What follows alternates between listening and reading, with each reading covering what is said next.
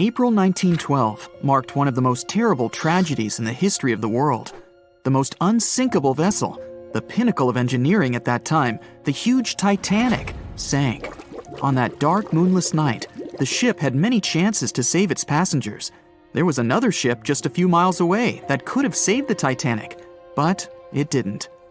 It wasn't a phantom ship, and it's not some legend or a theory. This is a documented reality. There are records and witnesses' statements confirming this. But why didn't this ship help? Let's find out what happened that night by looking at these events from 3 different points of view. Let's start with the Titanic version. 11:30 p.m. The moon hides behind black clouds. Visibility is bad. Everything is calm on the Titanic. Under the captain's guidance, the communications operator stays in touch with the mainland through the radio. At this moment, some stranger breaks into the frequency, interrupting the operator's communication. It's unclear what this strange man wants and what he's talking about. The operator doesn't try to figure it out. He shouts at the guy, demanding him to disconnect. The connection is interrupted. At 11:40 p.m., the Titanic crashes into an iceberg. The ice breaks the hull. Water begins to flood the lower decks. Nobody is panicking yet. 20 minutes later, at midnight, the ship's crew sends a distress signal through the radio frequency. Few people understand how bad the situation really is. After 20 minutes, at 12:20 a.m., they start lowering lifeboats with passengers. At 12:25 a.m., they receive a response to the distress signal. This is RMS Carpathia. Their captain reports they're already sailing at maximum speed towards the Titanic. But the problem is that the crash site is 58 miles away. This means Carpathia will only be here in 4 hours. At 12:45 a.m., the sinking ship's crew release rockets into the air. These flares are one of the main reasons for the terrible fate of many passengers, but more on that later. 90 minutes later, the Titanic's deck breaks and the ship dives underwater. At 4:10 a.m., the Carpathia finally arrives at the shipwreck location. The crew members make heroic efforts to save all the people. They take 705 survivors on board. At this moment, another ship appears. It's SS Californian. The Carpathia sails towards the New York coast with all the people. The Californian floats in search of passengers and finds nothing but wreckage. The ship was only a few miles away while the Titanic sank into the icy water. The Californian could have saved these people, but did nothing. Its captain, Stanley Lord, made one of the most terrible acts that a sailor can allow. He didn't help a sinking ship. When the world found out about all this, they detested Captain Lord. They couldn't bring charges against him, and the trial didn't punish him. But his career was ruined entirely, as no other ship company would hire him. Despite this, he never confessed he had been guilty. Before he passed away, the captain said it hadn't been his fault. If this was true, then what happened there? This brings us to the Californian version. It's the night of April 14th. The Californian is sailing in the cold waters of the North Atlantic. The ship gets into a section with a lot of icebergs. At 10:10 p.m., Captain Lord stops the ship. It's too dangerous to move around this area, as they can damage the hull. At 11 p.m., the ship starts drifting. It's impossible to move in such conditions with such poor visibility. The captain knows that the Titanic is coming here, so he orders the radio operator to warn the ship about the danger. Radio operator Evans turns on the receiver and tries to contact the Titanic. He spends about 30 minutes on it. The connection is finally established. At this moment, the Titanic radio operator is speaking with the mainland. Evans interrupts this conversation and tries to warn the ship about icebergs. The operator doesn't understand Evans' words. He's annoyed because Evans broke into the channel so brazenly. He shouts at Evans and cuts the connection. Tired, Evans turns off the receiver and informs his superiors about the incident. It's still a mystery how the captain reacted to this news. He probably thought the Titanic knew about the danger. He lets Evans go to bed. If Evans hadn't turned off the radio and waited 1 hour, he would have heard a distress signal from the Titanic. But you shouldn't blame him. At this point, He has no official reason to stay at the transmitter. Evans is too exhausted and can't fight drowsiness. So, Evans goes to bed. The Titanic begins to sink. Its captain sends a distress signal. The operator on board the Carpathia catches it, but the Californian doesn't, since the receiver is turned off. Captain Lord can't sleep. He feels that something is wrong. Meanwhile, the Titanic is rapidly sinking under the water. The captain gives the order to launch rockets into the air. And here is where one of the critical mistakes takes place. They release warning lights, but they are not red. The crew forgot to take red rockets on board for some reason, so they lit up the sky with a bright white light. If you need to send a distress signal, you need to release red lights. Captain Lord sees these lights, but doesn't perceive them as a cry for help. It can't be that there are no standard red rockets on such a massive ship as the Titanic. But, unfortunately, it can. Captain Lord thinks the Titanic is sailing away. Perhaps there is some unknown reason behind those white lights, but he doesn't really know. So, Captain Lord has no idea that the Titanic is sinking. He still decides to contact the ship, but this time, not through radio communication. Captain Lord doesn't wake up the radio operator and sends a signal to the Titanic through a signal lamp. It's important to understand that many old-school captains didn't take radio communication seriously. They didn't understand the value of this technology. That's why Captain Lord doesn't wake up Evans. He sends light signals, but the Titanic doesn't respond. Many survivors later mentioned seeing the flashing lights of the Californian, but there was nothing they could have done. The ship's crew doesn't hear their cries for help. At 2:20 a.m., the Titanic completely goes underwater. A little more than 2 hours later, radio operator Evans wakes up and turns the transmitter on. He hears many rescuers talking about the sunken ship. Evans understands everything. He reports this to the captain. At that moment, the Californian immediately heads to the wreck site. They meet Carpathia there. With the survivors on board, it sails towards New York. The Californian stays sailing and looking for people. They find nothing but wreckage. The Californian returns to the mainland. The news about the ship that could have saved the Titanic is spreading all over the country. The trial begins. Captain Stanley Lord and the crew tell their version. They say their ship had been standing still. Many people don't believe them, and some of the surviving passengers claim to have seen the Californian sailing by. Still, the judge declares them innocent. 1962. Captain Stanley Lord is a very old man. He calls a notary to confess something. The captain makes his last remark about this case. He swears he's not guilty. But if it wasn't the Californian sailing past the Titanic at that moment, then what? The Samson theory could answer that question for us. The sealing ship Samson is sailing in the cold waters of the North Atlantic. The crew aren't sleeping. They carefully study the surroundings, but not because they're afraid of icebergs. They're scared of meeting with the U.S. Coast Guard. The Samson ship's crew catch seals, which is illegal. At 12:45 a.m., Samson's captain sees white signal rockets. The team is sure it's the Coast Guard. They turn off the lights and sail away. It's dark, so they don't notice the sinking Titanic. They return to the coast of Iceland and hear about the disaster. They realize they have abandoned the drowning passengers. The nephew of one of Samson's crew members reads about this story in his uncle's diary. The nephew asks for permission to publish these recordings. All the people realize that Captain Lord wasn't guilty, but unfortunately, he didn't live to see this moment. Actually, it's still unknown who is guilty in this story.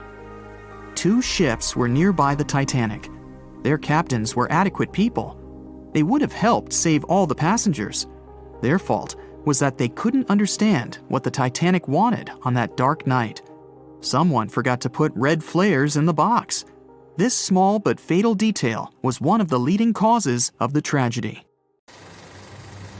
It's April 10th, 1912, a sunny spring day. You're one of the first-class passengers aboard the Titanic, just as the ship is about to depart from Southampton. Imagine everyone's excitement, fresh spring air, the sounds of the sea.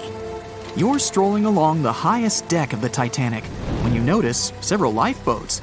As you start counting the boats, you recall the ship's capacity. It's just over 3,000 people. Wait, but are there enough lifeboats for everyone aboard? Let's look into the numbers. The Titanic could carry a needed total of 64 lifeboats, a number which could have easily helped to save all the passengers on board. Chief designer Alexander Carlisle planned to equip the ship with 48 lifeboats, but the Titanic ended up with a mere 20. The fact that this number of lifeboats wasn't enough for all the passengers was not illegal at the time. This was because the number of lifeboats required was calculated based on the tonnage of a ship, not her passenger capacity. Speaking of the Titanic, this number of boats was chosen for aesthetic reasons, to make the decks look less crowded to the ship's elite and high-class passengers. After the final decision on the lifeboats was taken, Carlisle quit his job. Passengers' strolls on the Titanic's decks were pleasing to the eye, but were they worth it in the end? In 2012, a century after the wreck, new documents related to the scandalous lack of lifeboats were uncovered. It appears that a safety inspector named Maurice Clark proposed the addition of at least 10 more lifeboats, 5 hours before the ship was supposed to set sail. But since the ship's owners clearly wanted to leave on time, his plea was overlooked. He was also warned that unless he kept this secret, he would be fired. In retrospect, had the owners followed his advice, an estimated 700 more people might have survived that night. The 20 lifeboats you counted, those that actually made it on board, could have carried only a third of the passengers, even at their full capacity. But tragically, some of them were launched with as few as 12 people when they could have easily saved up to 65 people each. To add to the disaster, the Titanic's crew members were not properly trained on using the lifeboat launching equipment. That's why the boats were launched slowly, improperly, and sometimes without the right supervision. Out of the 20 lifeboats, only 18 were set afloat correctly. Also, passengers were not informed about safety measures. A lifeboat drill should have taken place on the 14th of April, but the captain eventually canceled the event. One of the many myths surrounding the Titanic and its catastrophic ending is also related to the lack of the necessary number of lifeboats. There was no maritime law at the time that said women and children should get into lifeboats first. But it was a universally accepted custom in such types of situations as a shipwreck. Shortly after the Titanic had sunk in the icy Atlantic waters, rumors started to spread.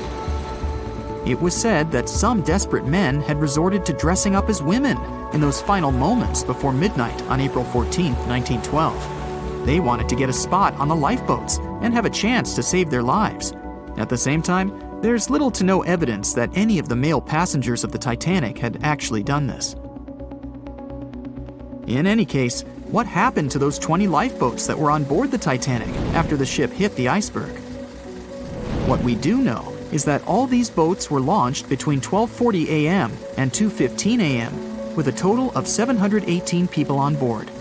By the time they were rescued by the RMS Carpathia at about 4 a.m. the same day, only 705 people had remained alive. It took the crew of the RMS Carpathia more than 4 hours and 30 minutes to pick up all the passengers and 13 of the lifeboats. This was as many as the rescue ship was allowed to carry. The rest of the now empty lifeboats were left adrift at sea. Those salvaged were later given back to the White Star Line, the British shipping company which operated the Titanic. Strangely, after being returned, they appeared to have vanished from official records. The last image ever taken of the 13 surviving lifeboats was of them getting unloaded in the New York harbor. Sadly, and ironically, that's where the Titanic was supposed to be on April 18, 1912. The lifeboats were then rid of their Titanic nameplates or any other markings that could have linked them to the ship. Some sources claim that the boats were eventually destroyed. But was this actually the truth? The fate of one particular lifeboat has been the source of much debate.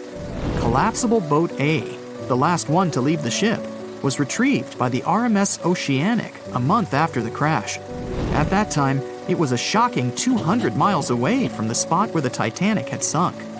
Also, in the boat there was a wedding band engraved with the words "Edward to Gerda," a sad omen to a couple that were lost at sea after managing to escape the sinking Titanic.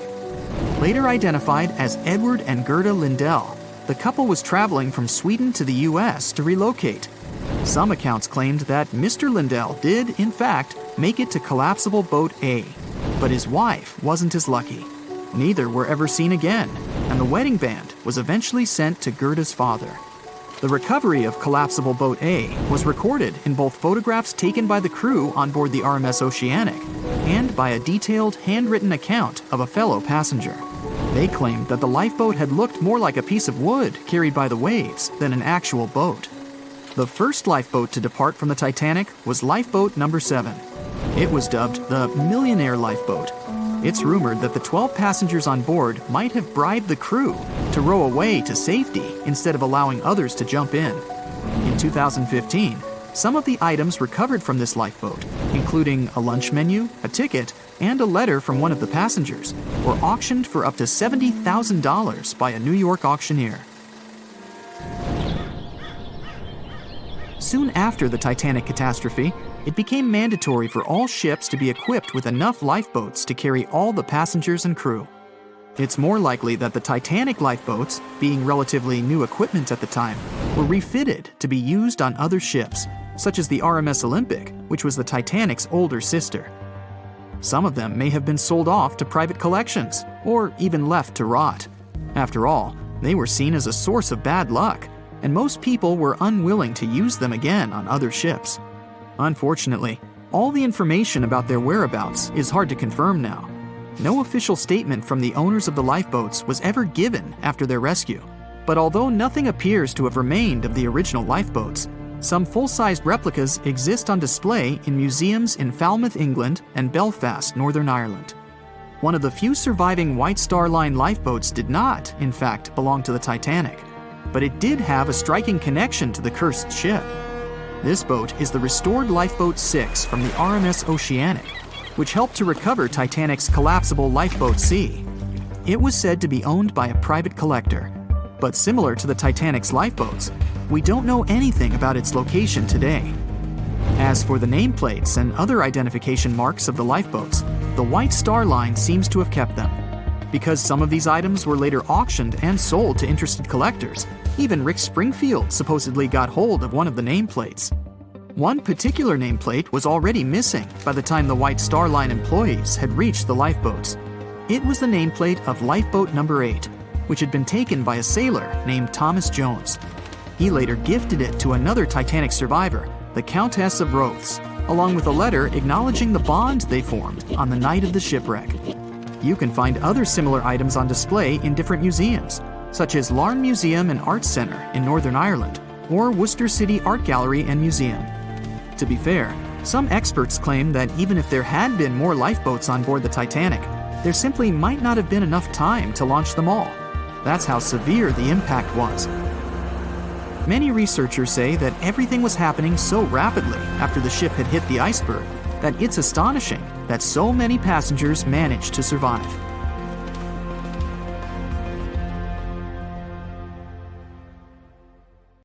No one could ever have imagined that the unsinkable Titanic would collide with an iceberg, except for one man, William Thomas Stead. Well, not directly, of course. It's not like he jolted out of bed one day, envisioning the fall of the Titanic. Rather, he wrote an empowering short story called How the Mail Steamer Went Down in Mid-Atlantic by a Survivor on March 3, 1886, 26 years before Titanic sank. Okay, let's do a super quick recap. Titanic was traveling from Southampton to New York in April 1912 in the North Atlantic. The ship hit an iceberg, and less than 3 hours later, it was completely underwater. Out of 2,208 people on board, just 706 survived due to the limited number of lifeboats and icy cold water. Another passenger ship, Carpathia, heard the distress call, picked up the survivors, and brought them safely to New York. The short story William Stead wrote was about Thomas, a British sailor, who got on a passenger liner bound for the U.S. At one point, the protagonist realized there weren't enough lifeboats for everyone on board the ship in case something happened. A couple of days later, heavy fog covered everything in sight. Luck was not on the liner's side, and it collided with a stray ship, just like Titanic struck an iceberg. Only 200 out of the 916 people made it safely to the U.S. The main character managed to survive by jumping into the water and climbing into one of the lifeboats. Now, you'd think that the story riled up everyone in the industry to add extra lifeboats on ships. But sadly, it received very little attention when it was published. Even more tragically, William Thomas Stead was on Titanic when it sank, and he didn't make it. The survivors who knew Stead mentioned that he had always been cheerful and had loved to chat during meals. He complimented the ship's design and how sturdy it was. Witnesses also talked about how he had been helpful when the ship had been sinking, having given his life jacket to someone else. He was a journalist by profession and was on his way to New York for a ceremony. One of his most important contributions to modern journalism was the use of illustrations in every newspaper article. He also introduced newspaper interviews, and they're still used to this day along with illustrations. But this story wasn't the only published work that predicted the disaster. Morgan Robertson was an author and former ship captain who wrote short stories and novels. His most notable novella is The Wreck of the Titan. It's also known as Futility. The book was written in 1898, 14 years before Titanic. It was a fictional story about the Titan, an ocean liner similar to Titanic, which was crossing the North Atlantic. It's also a coincidence that Titan was just as fast as Titanic and shared many other similarities, like size and design. The book described it as unsinkable and the largest ship to hit the ocean at the time. That's what they said about Titanic, too. Another eerie similarity was the limited number of lifeboats it had. The story took place in April, and that's when Titanic set off on its journey and hit the iceberg. The Titan story also mentioned that barely anyone had survived that horrible accident. Unlike Stead's story, the protagonist of Robertson took a different path. The Titan sinking happened somewhere halfway through the book, so after the accident, the main character went on with his life. The book was brought back into the spotlight after the Titanic disaster. How could someone describe the events that took place almost a decade later so accurately? Many started to believe Robertson could see the future. But the reality was that Robertson knew his way around a ship. It was easy for him to write down the nitty-gritty of things without doing more research. Realistically, one of the biggest threats for ships at that time was hitting an iceberg or colliding with other ships. The next story sounds somewhat mysterious. Once, Alex Mackenzie heard a voice that warned him not to board Titanic. But when he turned around, there was nobody there. As he continued walking, the voice spoke to him again, but this time it was louder and more distinct. He took the warning seriously and decided to cancel the trip and go back to Glasgow, Scotland, his hometown. His grandparents weren't too happy to find him back home instead of on Titanic. After all, the ticket was very expensive. That disappointment very soon disappeared when they heard that the ship had struck an iceberg. John Coffey was a member of the crew of Titanic, but he decided to ditch the ride when the ship stopped at his hometown in Queenstown, Ireland. His inner voice told him to get off the liner, and he did. He was only 23 at the time, and for someone his age, it could be a major career boost and an opportunity to grow. Despite the horrible tragedy, the guy signed to work with the RMS Mauritania just months after the Titanic sinking. Talk about commitment. Some added info was revealed about what may have contributed to the fall of Titanic. The constructors insisted that the ship was unsinkable, but many people later theorized that the vessel's steel plates had been too frail for the freezing Atlantic water. It may have caused the rivets to pop, allowing ocean water to seep inside. Another theory is that there may have been a fire in the hull of the Titanic that had been raging for 3 weeks before the voyage. The fire softened the steel, allowing the iceberg to cut through it like a hot knife through butter. Some pictures before the ship set off on its journey show black marks on the hull, which could have been caused by fire. Either way, the iceberg would have caused significant damage in any case, no matter if there was a fire or not. Some people also blame those who designed the Titanic. The ship was built with large joints at the bottom, which probably snapped easily during the collision. Of course, these are all theories, but we know for a fact that the Iceberg was the main character of this drama, and that the works of Stead and Robertson should have been taken seriously. Either way, this should be a lesson for the future, helping to prevent similar tragic accidents. By the way, ocean liners and passenger ships wouldn't exist if it hadn't been for Thomas Newcomen. In 1712, he invented a steam engine that was so strong it could produce enough energy to power a ship. And a century later, in 1819, the first steamship traveled across the Atlantic Ocean to Liverpool, UK. It only took the vessel 29 days to cross the ocean. The passenger ship industry boomed in the early 1900s when it became easier for people to move to America or go on holidays. As decades rolled by, the use of aircraft stole the spotlight from passenger ships since planes were faster and more efficient. Nowadays, it's quite rare for a passenger ship to collide with anything in open water. Modern technologies can detect anything that can pose a threat and even predict stormy weather.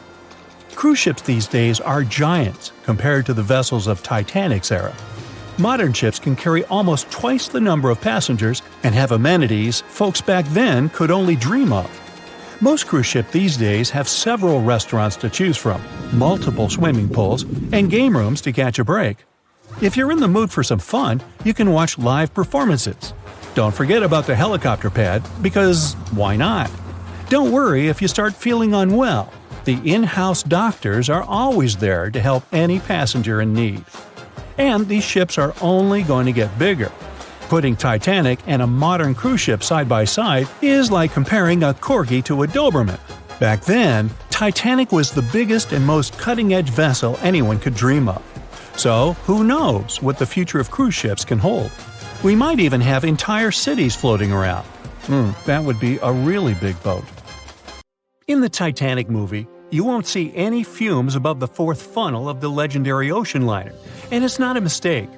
Back in 1911, the year before the Dream ship's departure, large ships would mostly sail with 4 chimneys. They needed those to draw heat and fumes from their massive boilers. The Titanic was a real engineering gem that only needed 3 chimneys to function. So the 4th was added for balance and more impressive looks. The White Star Line thought the public would have been disappointed to see only 3 pipes on the greatest ship of all time. The Titanic's sister ships, the Olympic and the Britannic, also had 1 fake funnel each for the same reason. The dummy chimney wasn't completely useless and served for ventilation. It took out the fumes from the machine spaces in the lower decks and from one of the first-class general rooms. 1 big ventilation funnel, instead of several small ones, helped to declutter the upper decks and left more open space for passengers to enjoy their strolls. When Titanic went down, the funnels, each weighing 60 tons, went down with the rest of the ship. They were made extra tall to make sure the passengers weren't covered in the soot being ejected. Their height and weight let them stay in the upright position. The forward funnel, followed by the others, fell only when the ship went for the final dive. Those chimneys were much lighter than the bow, so they spread among other debris. The light material they were made of flattened once it hit the bottom, and the iron-eating bacteria living deep down took care of it later. The bow of Titanic remained intact when it hit the seabed, but the stern was completely mangled. When the famous ocean liner hit that iceberg, things got really messy. It took the future movie star a whole 2 hours and 40 minutes to submerge completely. The collision let water flood 6 out of 16 watertight compartments. As the water gushed into the starboard side, the ship started to tilt down in the front and a bit to the right.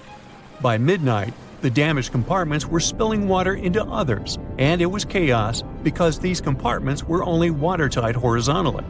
Soon enough, water started flooding through the anchor chain holes, and by 2 a.m., the bow was sinking, and the stern's propellers were lifted out of the water.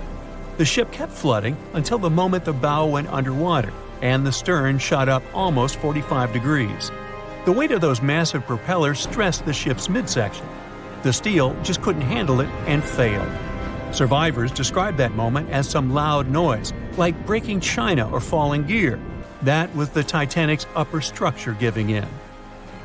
By 12 past 2 a.m., The bow and stern were only connected by the inner bottom structure. Minutes later, the bow, weighing almost 16,000 tons, broke loose from the stern. The stern rose sharply to an almost vertical position and started sinking slowly. By 2:20, it disappeared underwater. The bow was cruising down at about 13 miles per hour and had hit the ocean floor almost a half an hour before the stern. The two parts of the Titanic now lie 2,000 feet apart, pointing in different directions. The bow remained mostly intact, just covered in mud. The stern turned into a tangled wreck because of the implosions it went through during the descent. The air trapped within the structure just couldn't handle the increasing pressure of the water deep down. Signal rockets played a big part in the Titanic's tragedy. When a ship goes down, you're supposed to shoot up red flares to signal trouble. But someone decided to stock Titanic with white lights instead of the usual red ones. So when the ship smacked into that iceberg, the crew fired off white flares. The SS Californian was passing nearby, and his captain knew the Titanic was in a dangerous iceberg zone. The crew didn't spot the sinking Titanic, but they sure saw those white rockets. The radio between the ships was useless because the Californian's operator switched it off. The captain had a gut feeling something was off, so he flashed a Morse code light signal at Titanic. But he received no reply because the Titanic had already gone underwater.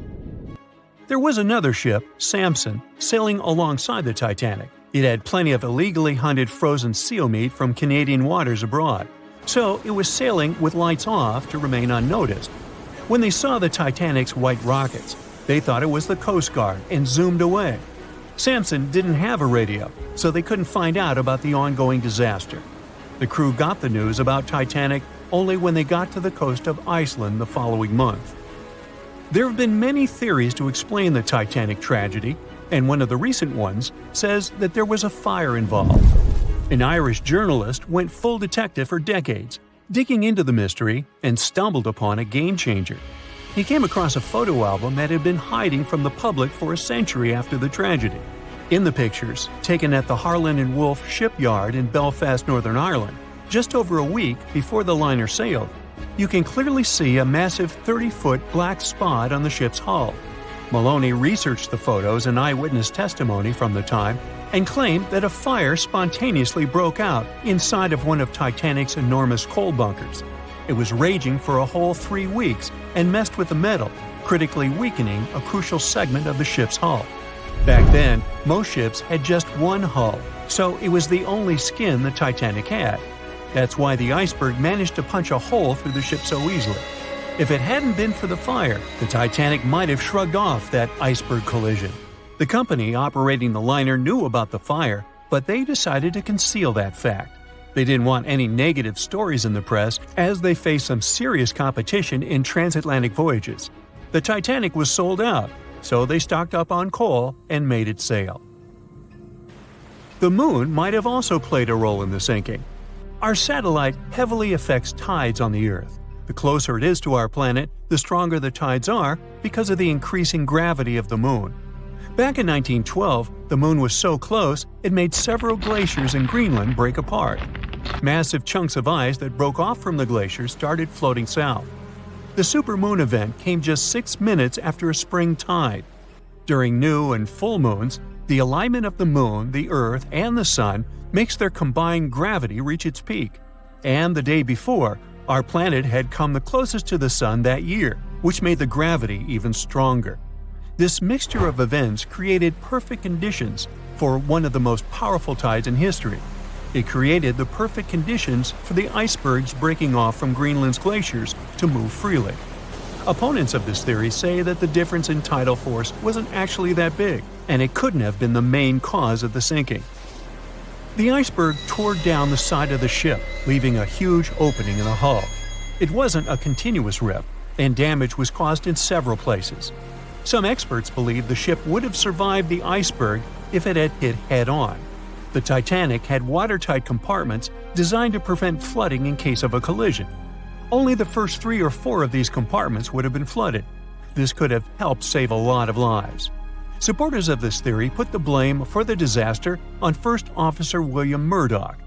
Huge, fast-moving ships don't just turn in a matter of seconds like a speeding car. It takes minutes. When Murdoch realized the collision was inevitable, he tried dodging left to avoid a direct hit. But despite his efforts, the ship still collided with the iceberg. You know the rest. On April 10, 1912, crowds gathered at Southampton Beach to wave off what was, at the time, the world's largest and most prestigious ship, the RMS Titanic. The cost of the most expensive first-class parlor ticket was $4,350. That's around $70,000 in today's money. But barely 5 days after steaming away, the ship was swallowed by the Atlantic Ocean. So let's rewind and go back to what actually happened on that fateful night. The captain wanted to set a speed record for the ship's maiden voyage and arrive early.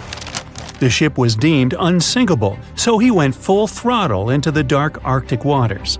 After spotting the 100-foot iceberg, the crew desperately tried to steer the vessel away and avoid the collision, but the Titanic was traveling too fast, and the iceberg tore down the side of the ship, creating a huge opening in the hull. It wasn't a continuous rip, and damage was caused in several places. In total, the damage spanned along an area of around 300 feet. But the ship's designers had prepared for the prospect of a collision and added watertight compartments down each side of the ship to act as a buffer zone. 4 of these compartments could be breached, and the ship would still stay afloat. But because the iceberg tore down the side of the Titanic, it ripped holes in 6 compartments. The compartments didn't extend up the total height of all decks and weren't actually sealed at the top. This is why, when more than 4 were flooded, water reached over the top of the bulkheads and filled the remaining compartments, causing the ship to sink into the ocean. Think of it as water spilling over an ice cube tray. But what if the collision was head-on? Would it still have sunk? Ships are designed with potential crashes in mind, and most vessels have collision bulkheads in the bow. Most of all, it's like your car's bumper or crumple zone. It's a safety feature that can withstand a direct hit. The bow could have taken some of the impact, and some experts have suggested that if it hit head-on, only 2 to 4 of the watertight compartments would have been flooded. So, in theory, the Titanic might not have sunk, and it might have even been able to continue sailing to its final destination at a much slower speed. The force of impact would likely have been huge, though. But although passengers would have been injured by the force, they'd have been able to stay on the ship to wait to be rescued by other ships, rather than being forced into the icy waters of the Atlantic. Still, one of the Titanic's designers, Edward Wilding, suggested that the force of the impact might not have actually been that big. He told the British Inquiry that lots of people scarcely felt the collision, and he believed the ship would not have sunk if it did hit the iceberg head-on. The ship was also designed with remotely operated watertight doors between all compartments, so any floods could have been quickly sorted out. Because Titanic had 6 breaches from the side collision, and because it happened so quickly, sealing the doors wouldn't have made a difference, as it was essentially impossible to save it by that point. The ship immediately began to flood, with water pouring in at a rate of roughly 7 tons per second, 15 times faster than it could be pumped out. So, while it sounds like the Titanic would have survived had the ship hit the iceberg head-on, this idea does come with some issues. First off, the collision bulkheads were designed to survive a crash with another ship, not a giant iceberg. If 2 ships collided, both would absorb some of the impact in their bulkheads, sharing the impact and likely staying afloat. But an iceberg is stationary, meaning that Titanic would absorb most of the energy from the collision. If Titanic hit head first, because of the speed it was traveling, the impact would have likely traveled down the whole body of the ship. Just imagine a 46,000-ton ship traveling at around 20 knots. At some point, it hits an iceberg that weighs what could be over 100,000 tons. This collision would likely create a powerful force causing massive damage to the vessel. It is likely that seams would split, staircases would come tumbling down, and rivets would burst open across the ship. All that would have potentially flooded even more compartments. This could have caused Titanic to sink in a matter of minutes rather than hours. But that's just the tip of the iceberg. As we all know, the biggest part of it is hidden underwater. So if Titanic had been traveling head-on, It's likely it would have hit the part of the iceberg below the water first, which would send it veering off course. Hitting an iceberg is not like hitting a brick wall. In this case, the ice under the water would have torn open the bottom of the ship and caused damage to the sides. Icebergs also aren't flat, solid objects. If a flat collision happened, the ship might have stayed afloat, but icebergs come in many shapes and sizes, from domes to wedges. Studies have also been done on the steel used to produce Titanic, and the tests show the metal was about 10 times more brittle than the steel we use today. The ship was built before we understood the effects of low temperature on steel. The old steel used to make the vessel would not bend when faced with freezing temperatures, but break. Recovered pieces of Titanic's hull plates show that the hull just shattered on impact. Hitting head-on would also cause a very severe and abrupt stop, so even if the ship hadn't sunk, there would still have been major issues. Think about when you suddenly hit the brakes on your car, or when the bus stops while you're walking down the aisle and you get flung forward. Passengers would have been thrown across the ship, and because the crash happened at night, most people were sleeping, so wouldn't be able to effectively prepare for any sort of impact. This would result in injuries for most people on board. It would be especially bad for those at the front of the ship, where the accommodation for the off-duty firefighters, greasers, and engineers was. But while passengers and off-duty crew may have been thrown out of bed, there would be a lot more survivors than in the original scenario. Many ships have had head-on collisions and made it back to shore. Not many people know that Titanic actually had two sister ships. The White Star Line, the company that built Titanic, also built vessels called Britannic and Olympic.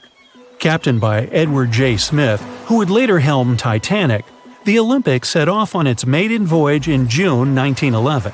But much like Ford's sister ship, disaster was just around the corner. On its fifth commercial voyage, Olympic collided with a Royal Navy ship, HMS Hawke. While the Olympic received damage to its side, Hawke crashed into the other vessel head-on. The bow of the Hawke was completely crushed by the collision, but because the ship had watertight compartments, it managed to survive the impact and later returned to shore for repair. Another study case is the SS Andrea Doria, which was an Italian ocean liner that made global headlines in 1956. Like the Titanic, the Andrea Doria was heading for New York City on its 101st voyage when disaster struck. On July 25th, the vessel collided with the 524-foot Swedish passenger liner Stockholm. The Stockholm hit the ship head-on, but the point of impact for the Andrea Doria was on its side. The front of the Stockholm was completely smashed, but because the impact was on its hull, it managed to survive.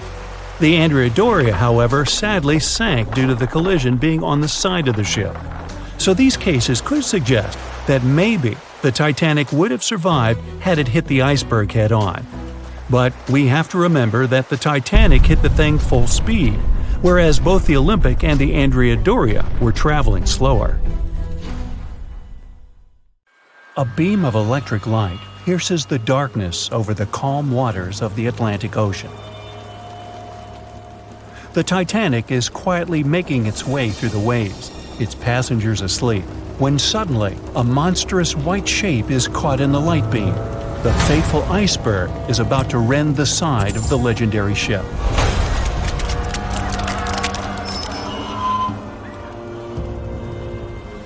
April 14, 1912, only 2 days before someone will take a photo of a giant iceberg with a pretty unusual elliptical shape. It turns out that this iceberg most likely formed out of snow that fell 100,000 years ago. Researchers used computer modeling to figure out its origin. They used data from 1912 and added some new information about winds and ocean currents. They concluded that the iceberg was probably a part of a small cluster of glaciers in southwest Greenland. These days, it's possible to calculate the routes of such icebergs in any given year in the past. So the infamous chunk of ice was on its way from Greenland to an area further south from Cornwall. If the ship had passed through that region only 2 days later, the iceberg would have moved far away from the point where they met. At first, the weight of the most well-known iceberg in the world was 75 million tons. With time, it started to slowly melt away. And when it sank the Titanic, its weight was only 1.5 million tons. By the time of the collision, it had probably been melting for months, but it was still a true monster. When the Titanic sank, the iceberg was 400 feet long, and more than 100 feet of its surface was above the water. Some people believe it was a supermoon that caused the Titanic to sink. That night, there was a rare lunar event. It hadn't happened for 1,400 years. In normal conditions, the iceberg wouldn't have traveled so far south without melting and losing the largest part of its mass. But the supermoon could have been the reason for an unusually high tide that pulled the iceberg away from the glacier way faster than usual. There's a specific type of bacteria that slowly consumes the remains of the Titanic. Salt corrosion, ocean currents, freezing temperatures, plus this rust-eating microorganism might consume the entire wreckage. American actress Dorothy Gibson was aboard the Titanic. She survived, and when she arrived in New York, she started filming a movie called Saved from the Titanic almost right away. The movie was released only a month after the Titanic sank, and in the movie, she even wore the same shoes and clothes she had during the actual disaster. The movie was a big success at that time, but the only known copy was destroyed in a fire. 14 years before the Titanic sank, a novella called Futility had been published, and it seemed to have predicted the whole event. The plot centered around a fictional ship called the Titan that sank during its voyage. The Titan was almost the same size as Titanic, and they both went to the bottom in April. The reason was hitting an iceberg, too. Both the real and fictional ships were described as unsinkable, and both of them had the legally required number of lifeboats, which, as it turned out later, were nowhere near enough. We've seen it in the movie, but there were some real-life love stories happening on the Titanic, too. 13 couples even took a trip on the Titanic as part of their honeymoon. One of the couples owned Macy's department store in New York. Once it became clear the Titanic was rapidly sinking, the woman refused to go into a lifeboat without her husband. But he didn't want to join her while there were still women and children who he thought had to go first. Then his wife gave her coat to her maid. She insisted that the maid should get into the lifeboat, and she wanted her to be warm. As for the woman herself, she decided to stay with her husband till the end. Some people believe Titanic sank because of a mummy, not an iceberg. It all started around 1000 BCE with a mysterious woman who lived in Egypt, in the city of Thebes. People knew little about her, but they called her a priestess. Her mummy was put in a wooden sarcophagus and covered with a large lid with the image of her face and some mystical inscriptions. This place had been hidden until the first half of the 19th century, when a group of locals accidentally came across it. They disturbed her peace. No one knows how, but the mummy disappeared that day without a trace. A couple of decades later, a group of rich friends from England traveled to Egypt and found the empty mummy casket with the image of the priestess, whose dark eyes seemed to be looking into the void. They decided to buy it, but the buyer disappeared the same night before he even got the case. All members of the group had some accidents. The casket changed its location a couple of times until it, as some believe, ended up on the Titanic. It took more than 70 years for a robot submarine to find the ruins of this legendary ship. The wreck lies nearly 13,000 feet under the surface of the Atlantic Ocean, split into two halves. Why did the liner break apart? No one knows exactly. Some think it happened because of the water that got inside when the ship collided with the iceberg. The pressure was so powerful it separated two parts of the vessel, starting with the ship's bottom structure. Others say it was because of the hull rivets. They had a high concentration of slag or smelting residue, and that's something that can cause the metal to split apart. The ship generally had many flaws, starting with the design. The watertight bulkheads weren't completely sealed on top. This allowed the water to flow between the compartments and, in the end, sink the vessel. The iron of the ship's rivets and steel of the hull ended up ruined because of high sulfur content, cold temperatures, and high speeds. The steel shattered and the rivets popped out quite easily. Because of this, Titanic sank 24 times faster than it would have otherwise. If the ship had hit the iceberg head-on instead of ramming it with its side, it would have probably stayed afloat. How come the crew members didn't have binoculars? It would have surely helped them spot the iceberg on time and maybe even avoid the disaster. But the binoculars on the Titanic were locked in a storage cabinet. Only one crew member had the key, and he had been transferred off the ship right before it set sail. He later said he hadn't remembered to hand over the key. But even without the binoculars, the ship might have had some time to change course and avoid the collision if the crew had gotten some warning. But that's the thing, someone did warn them. About an hour before the incident, a ship that was relatively close to Titanic, the SS Californian, sent a message to inform them it had stopped because of dense ice field. But the warning never got to the Titanic's captain. Some experts say it was because the radio operator didn't think it was that urgent.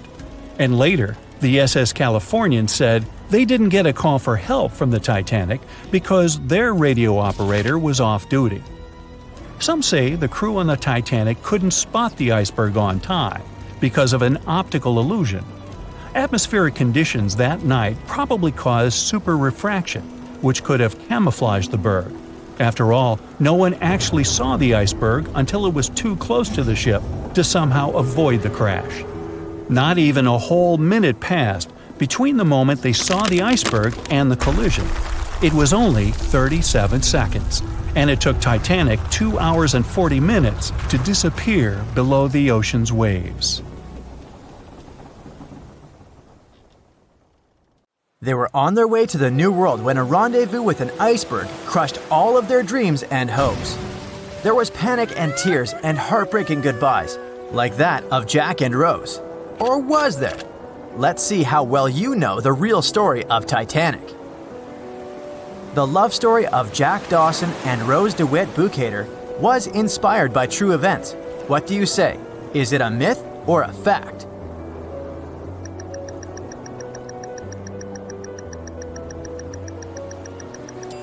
The most emotional Titanic love story was actually all made up by the screenwriter and director of the famous movie, James Cameron. Some passengers featured in the movie were real though, and by a mere coincidence, there was a J. Dawson on board. His name was Joseph, not Jack, and he worked as a coal trimmer. The most expensive object lost with the Titanic was a painting by Pablo Picasso. What's your take on this one?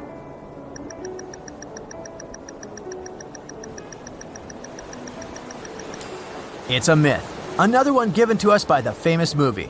The most valuable item that went down with the Titanic was probably a Mary Joseph Blondell painting, created in 1814. Some other valuable items were a violin that belonged to Wallace Hartley, the musician who insisted that they had to play till the very last moment. There was also a 1912 Renault Type CB Coupe de Ville that would now cost millions of dollars, a handwritten manuscript by Joseph Conrad, first edition essays by Francis Bacon, 5 Steinway grand pianos, and, of course, some fine china plates and cups, and first-class passengers' jewelry. The Titanic was the largest and the most luxurious passenger ship of its time. Does it sound real to you?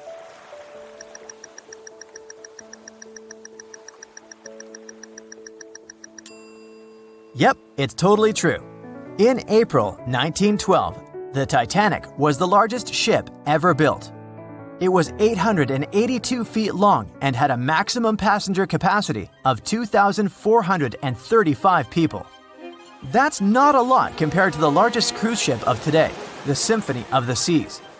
It's just a bit longer than the Titanic, but has more than double the passenger numbers.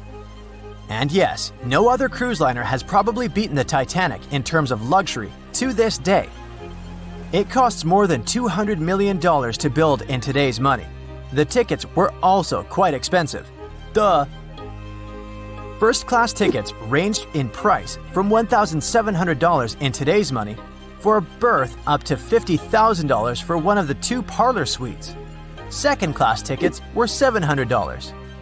Third-class passengers had to pay between $170 to $460. Most of the passengers of the unsinkable ship managed to survive. True or false?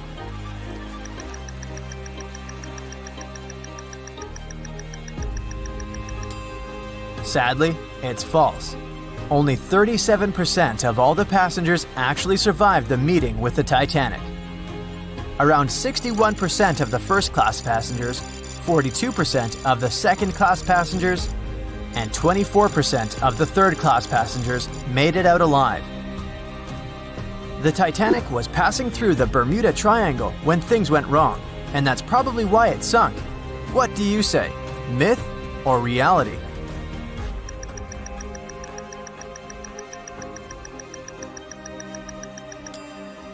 It's 100% a myth. The Titanic never even came close to the Bermuda Triangle. The liner sank about 400 miles south of Newfoundland, which is a huge distance to the north of Bermuda, the infamous area where ships and planes disappear without a trace. We might have the moon to blame for the sinking of the Titanic. True or false?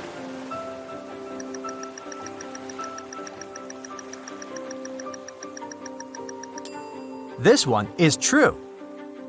The moon heavily affects the tides on Earth. The closer the moon is to the Earth, the stronger the tides are because of the increasing gravity of our satellite. Back in 1912, the moon was so close it made several glaciers in Greenland break apart. Massive chunks of ice that broke off from the glaciers started floating south. The supermoon event came just 6 minutes after a spring tide, the alignment of the moon, the sun, and the Earth that makes their combined gravity reach its peak twice a month. And the day before, our planet had come the closest to the sun that year, which made the gravity even stronger. This mixture of events created perfect conditions for one of the most powerful tides in history. Icebergs breaking off from Greenland's glaciers drift off to the coastal waters of Labrador and Newfoundland, where they often run aground. To move on, they need to either melt and become lighter or catch a high tide that would carry them further. The 1912's tide was as high as it gets. So they shifted many shipping routes south because of the huge amount of icebergs. But not the Titanic, of course, as they believed it was unsinkable. It took 4 hours and 40 minutes for the Titanic to sink. What do you say?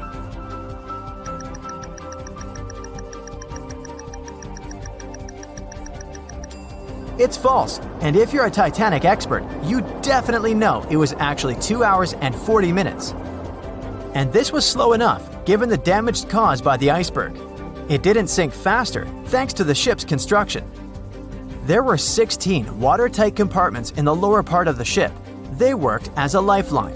When the iceberg crashed into the hull, it broke into 6 boxes. The Titanic could have stayed afloat only if 4 compartments had been damaged. Water filled the first 6 compartments within 1 hour. During this time, the ship tilted slightly to the right side. Then, water began to flood the 7th box when all 6 boxes were filled. And from that moment, the sinking rate was growing with every second. The ship's bow sank under the water, and then the stern filled up. One of the leading reasons for the Titanic tragedy was signal rockets.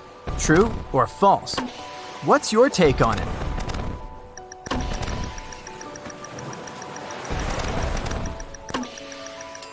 This one is true.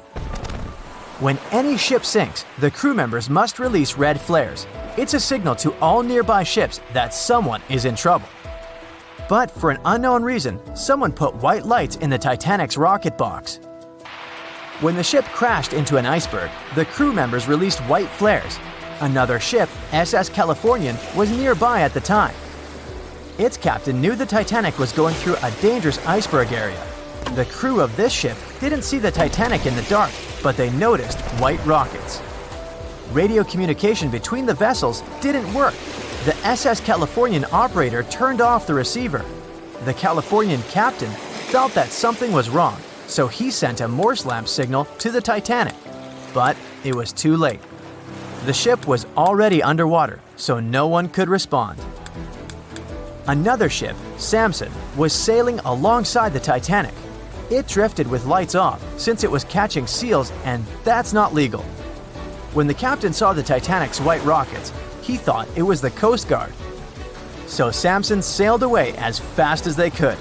They realized they had abandoned the drowning passengers once they made it to Iceland and learned the horrible news. In 1996, one expedition managed to raise the Titanic from the ocean floor. Do you believe it?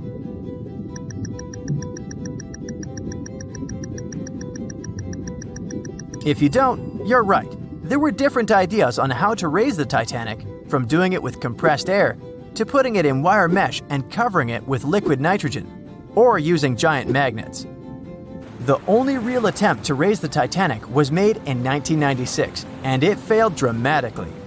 The expedition's goal was to lift a part of its hull, weighing about 21 tons.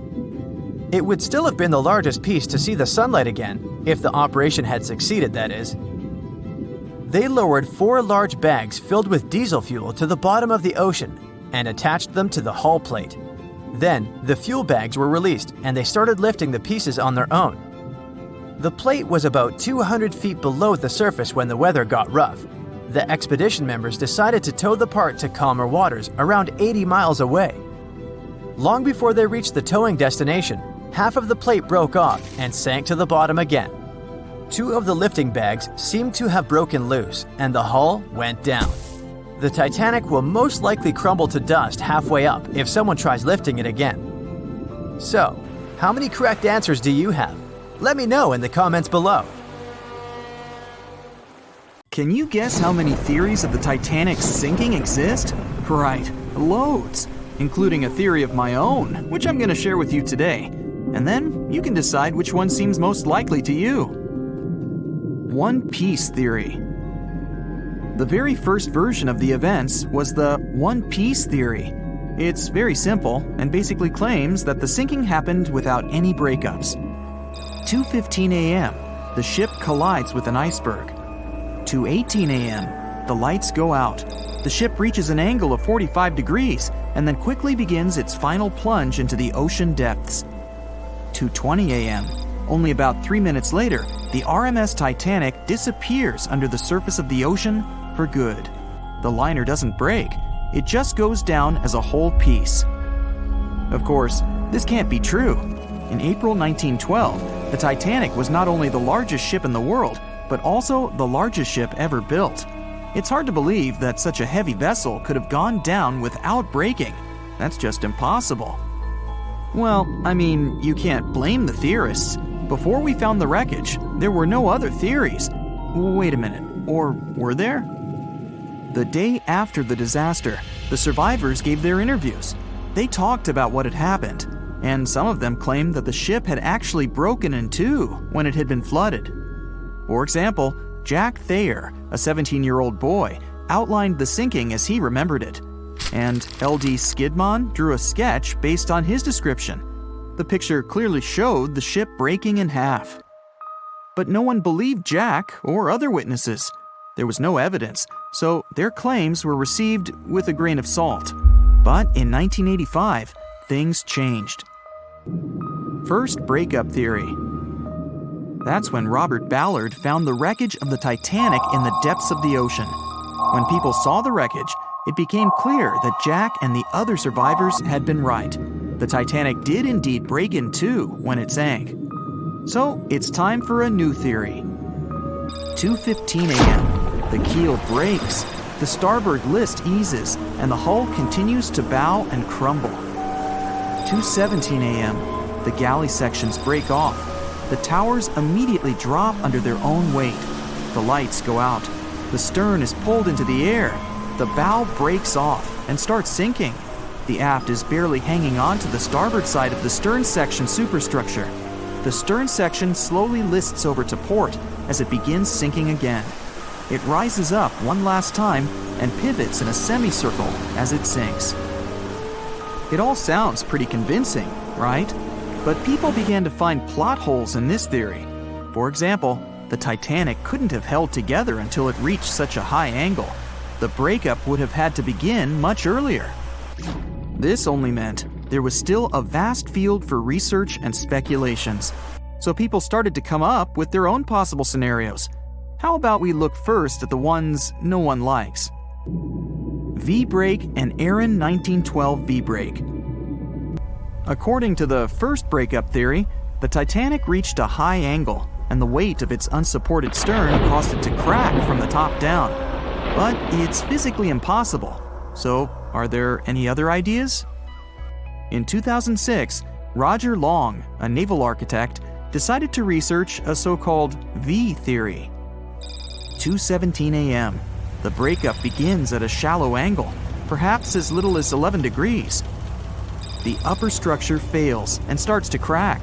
At this moment, only its double bottom is holding the Titanic together, but it starts to bend under the strain too, failing the ship. Water is pouring through the crack. It increases the weight in between the two sections, bending the Titanic the other way and pulling it into shape somewhat resemblant to the letter V. The upper decks get mangled and bent together. The bow heads for the bottom, and the stern is the last to sink. This theory has since been disproven many times, though. Roger Long believed it because the broken edges of the upper decks in the Titanic's bow section were all mangled and crushed. However, we have learned that it happened because of the so-called hydraulic downburst, the force of the water crashing into the deck as the Titanic hit the ocean floor. Another V-break theory states that the bow had risen out of the water after the break. This theory was mainly peddled by one former Titanic enthusiast. But not only has this theory been proved to be physically impossible due to the bow's incredible mass, it was also inspired by incorrect information. Remember Jack Thayer? Well, it was based on his sketch and the words of a couple of passengers. But the truth is, none of them had ever seen the Titanic break down like this. Jack himself even stated in an interview that the sketch was completely out of context to what he had actually seen. It was drawn by a passenger on the Carpathia, the ship that received the Titanic's distress signal and came to its aid. It couldn't be used as evidence. Now that we know this, let's move on to the theories that most people believe in. James Cameron's banana peel theory. Who hasn't seen the legendary movie about the Titanic, right? It became the leader of the 70th Academy Awards ceremony in the number of nominations and awards, and deservedly so. But did you know that James Cameron had been interested in the Titanic for many years and studied the ship's history? His books and research are very detailed, and he even came up with his own version of the events. It's called the banana split theory, and this is actually what you could see in the movie. Here's how it goes. The Titanic reaches a 23-degree angle and fractures down to the keel. The double bottom acts as a hinge as the stern falls down. When the double bottom fails, the bow and the stern separate. The stern lists to port, standing vertically, and then begins to go underwater. This theory is the most scientifically accurate one, along with Roy Mengat's theory. Wait, who's Roy Mengat? Mengat theory. Roy Mengat was an engineer who came up with the most plausible theory for the time being. 2:17 a.m. The lights go out on the Titanic. At this moment, the ship is at an angle of 20 to 23 degrees. Suddenly, the vessel snaps in two just around the third funnel. It causes the stern to settle into the water. The keel fails first. The draft and lower hull are crushed and break apart. Water surges into the bow and stern of the ship through the huge cracks, causing the bow section to sink beneath the waves. The stern rises up to the angle of 70 to 90 degrees, and then it sinks too. This theory seems to make the most sense, but it's quite controversial. The survivors who saw the breakup stated that the stern had settled back with the bow completely missing. Mengat's theory, however, contradicts that statement, while James Cameron's scenario takes this into account. Are you thinking what I'm thinking? The truth must be somewhere in the middle. My version. Now, as promised, I'll provide you with my version of the events. Well, it's not really my theory. More like a combination of Roy Mengott's and James Cameron's ones. I believe that James Cameron was right about the breakup. 2:17 a.m. The ship is at a high angle. The lights go out. Then it snaps into two pieces. The bow starts sinking. The double bottom is still attached to the stern for a minute or so.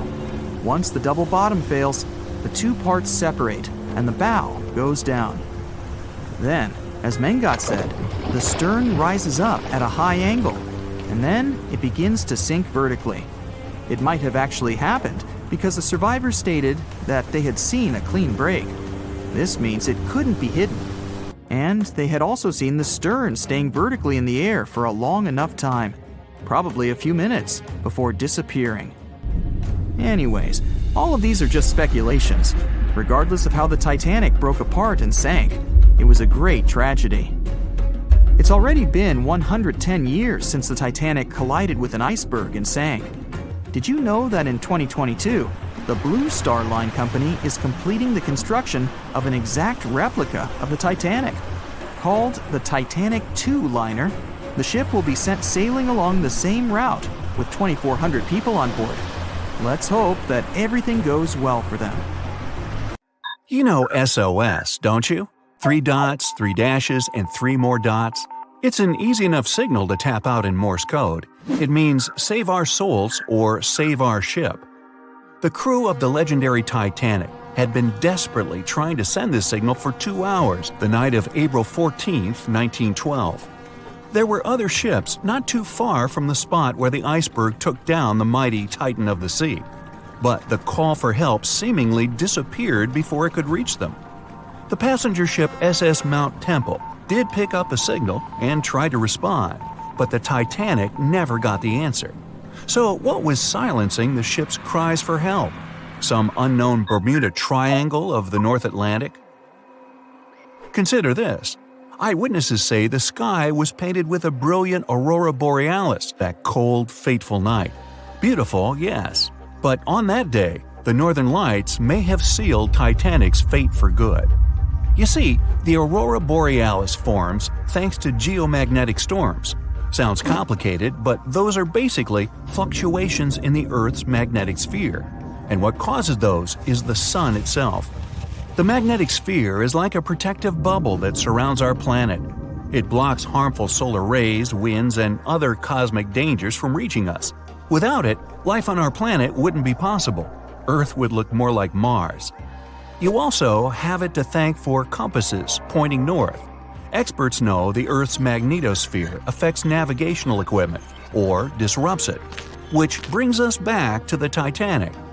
Recently, a published weather researcher named Mila Zenkova proposed a theory that solar flares, which provoked a geomagnetic storm, could have played a major role in the Titanic's untimely demise.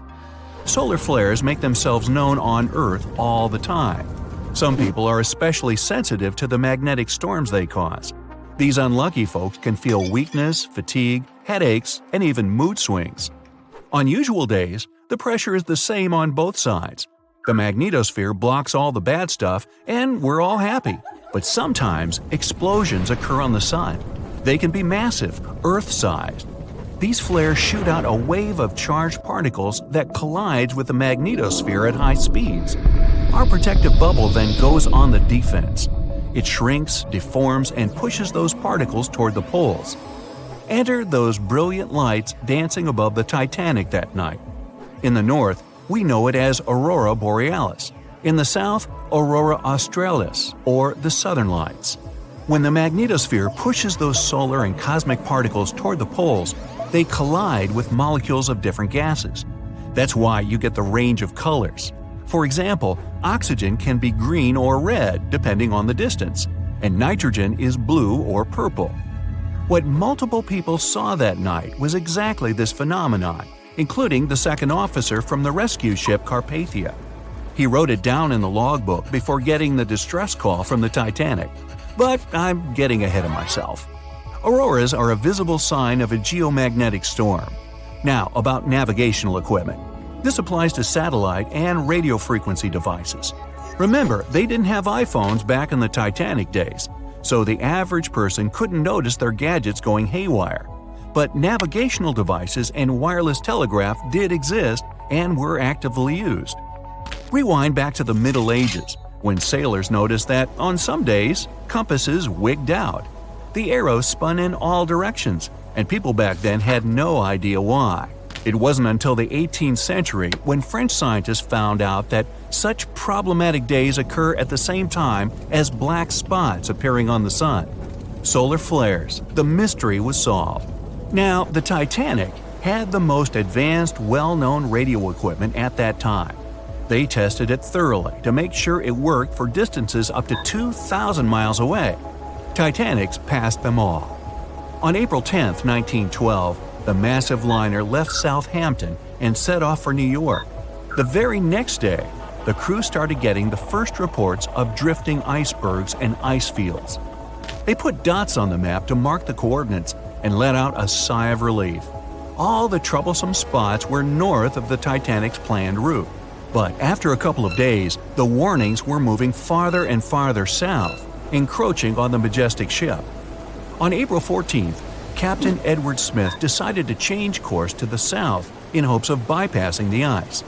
This ended up being a huge mistake. Enter the magnetic storm.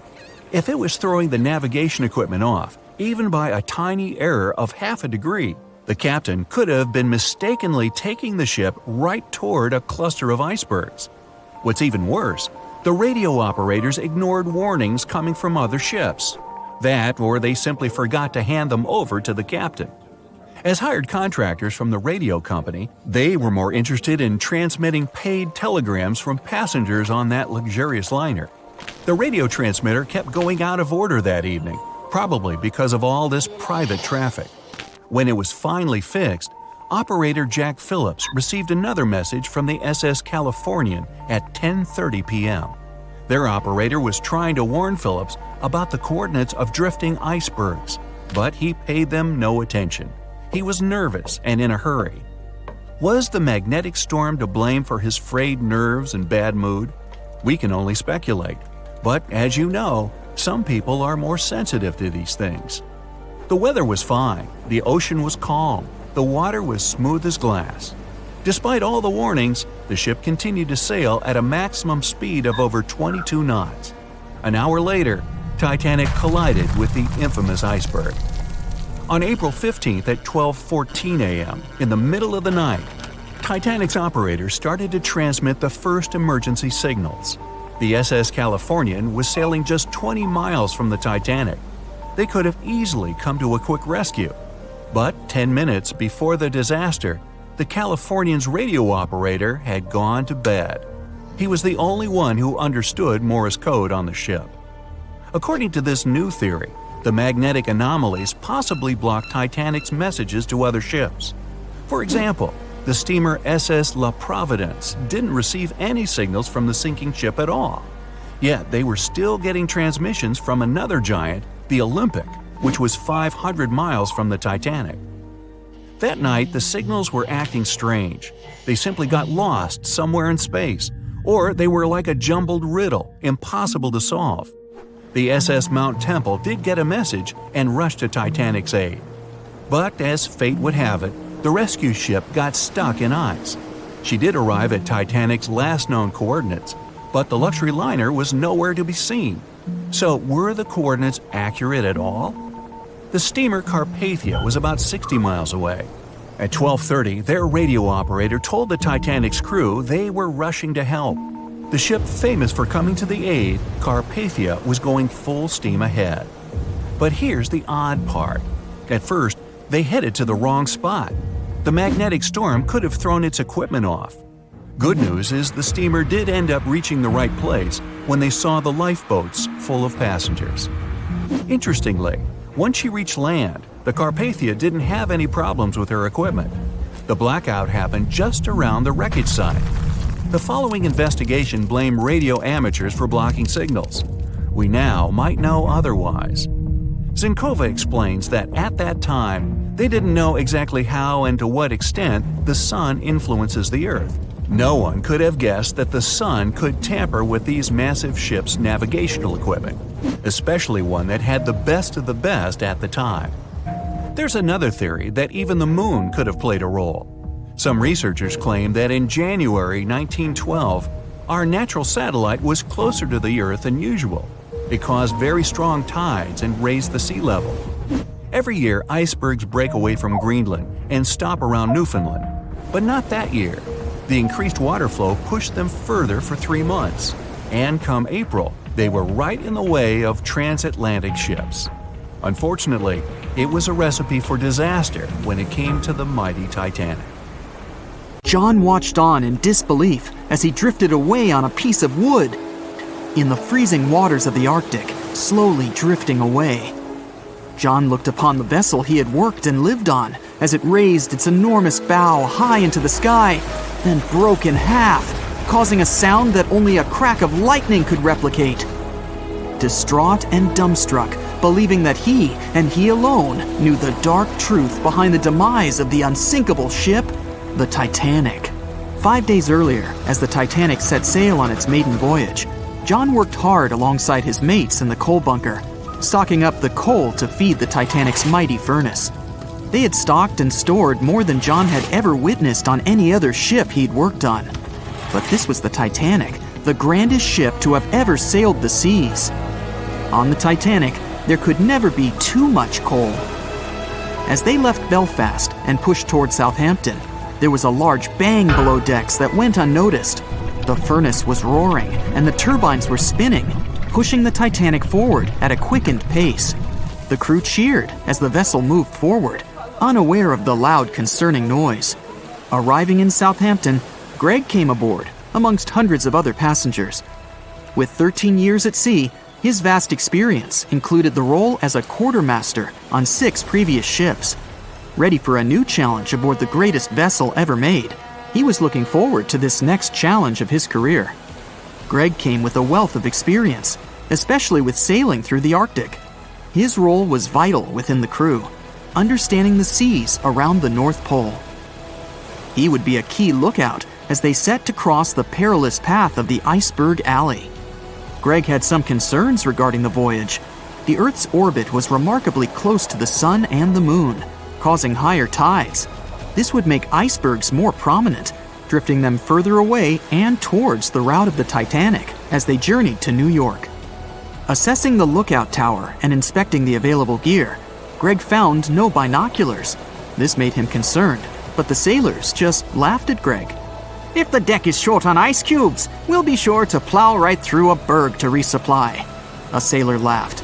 Greg didn't share this sentiment.